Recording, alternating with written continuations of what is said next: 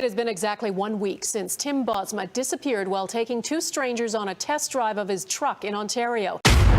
सोचो, एक आदमी जिसने अपने ट्रक को बेचने के लिए दो अजनबी लोगों को बुलाया और फिर वो अचानक गायब हो गया। यह है कनाडा का दिल दहला देने वाला टिम बॉस्मा मर्डर केस।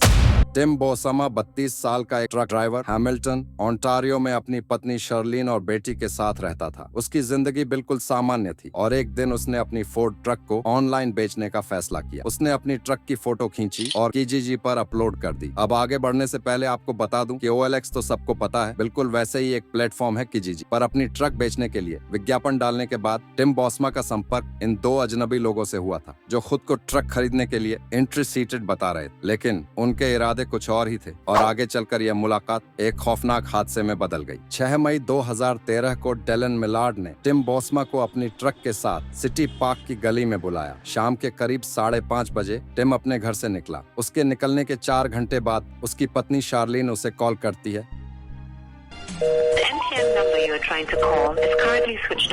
और उसे लगता है कि उसके फोन की बैटरी खत्म हो गई हो। लेकिन जब रात के 1 बजे तक टिम घर नहीं आता तो शार्लिन को कुछ अजीब लगता है। वह तुरंत पुलिस को रिपोर्ट करती है और टिम के गायब होने की शिकायत टोरंटो थाने में दर्ज कराती। जैसे ही पुलिस ने जांच शुरू की, उन्हें पता चला कि टिम बॉस्मा का आखिरी संपर्क डेलन मिलार्ड और मार्क स्मिथ से हुआ था। पुलिस ने तुरंत इन दोनों पर नजर रखनी शुरू कर दी। कुछ ही दिनों में पुलिस को एक और बड़ा सुराग मिला। टिम की ट्रक को मिलार्ड के घर के पास एक ट्रेलर में छुपाया गया। ट्रक को साफ करने की कोशिश की गई थी, लेकिन पुलिस को उस पर जले हुए निशान और रक्त के धब्बे मिले। इसके बाद पुलिस ने डेलन मिलार्ड को गिरफ्तार कर लिया। पूछताछ में उसने शुरुआत में कुछ भी स्वीकार नहीं किया, लेकिन जैसे जैसे सबूत सामने आते गए, मिलार्ड और स्मिथ की साजिश का परत दर परत खुलासा होता गया। टिम बॉस्मा की तलाश अब एक मर्डर केस में बदल चुकी थी।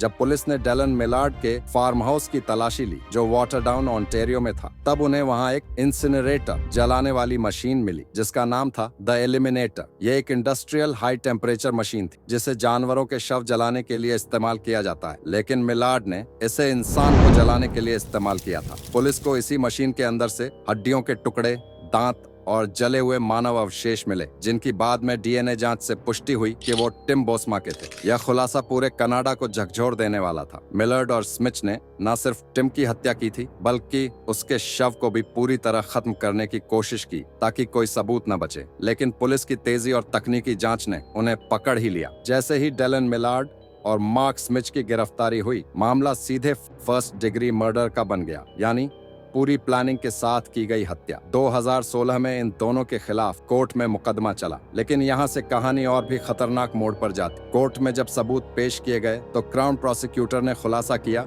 कि यह हत्या सिर्फ एक दुर्घटना नहीं थी, यह तो किसी बहुत बड़ी साजिश का हिस्सा था, जो महीनों से प्लान हो रही। दोनों ने सोच समझकर टिम बॉस्मा को अपने जाल में फंसाया था, ताकि न सिर्फ उसकी ट्रक पर कब्जा किया जा सके, बल्कि उससे कुछ और भी छिपा हुआ हो सकता था। मिलार्ड और स्मिथ के बीच क्या बातें हो रही थी, ये सब जानने के लिए पुलिस को बहुत मशक्कत करनी पड़ी। एक अजनबी आदमी जो सिर्फ अपनी फोर्ड ट्रक बेचने आया था, उसकी जिंदगी का इस कदर अंत कैसे हुआ, यह सवाल हर किसी के दिमाग में था। जब मिलार्ड के फार्म हाउस की तलाशी ली गई तो पुलिस को जो मिले वो कुछ और ही कहानी बयां कर रहे थे। एक इंसिनरेटर जलाने की मशीन पाया गया और अंदर जो अवशेष मिले वो किसी इंसान के थे। लेकिन सबसे चौंकाने वाली बात यह थी कि मिलार्ड और स्मिथ ने टिम की हत्या को इस तरह से अंजाम दिया था कि उनके पास कोई सबूत न रहे। फिर भी टिम के शरीर के कुछ हिस्से जले हुए हड्डियों के रूप में पुलिस के हाथ लगे। लेकिन असल मिस्ट्री तो अब शुरू हो। टिम बॉस्मा का शव छिपाने के लिए इन दोनों ने क्या क्या किया था और क्यों ये हत्या इतनी निर्दयता से की गई थी? क्या मिलार्ड और स्मिथ की योजना में कुछ और था जो बाद में सामने आया? आखिरकार जैसे जैसे पुलिस ने सबूत इकट्ठे किए, मिलार्ड की गिरफ्तारी के बाद जब उसके साथ पूछताछ की गई तो उसे यह स्वीकार करना पड़ा कि यह सब सिर्फ पैसे के लिए नहीं था, बल्कि इसमें कुछ गहरी साजिश भी छिपी हुई। मिलार्ड का खुद का एक खतरनाक और जटिल इतिहास था, जो धीरे धीरे सामने आ रहा था। 2017 में कोर्ट ने दोनों को दोषी ठहराया।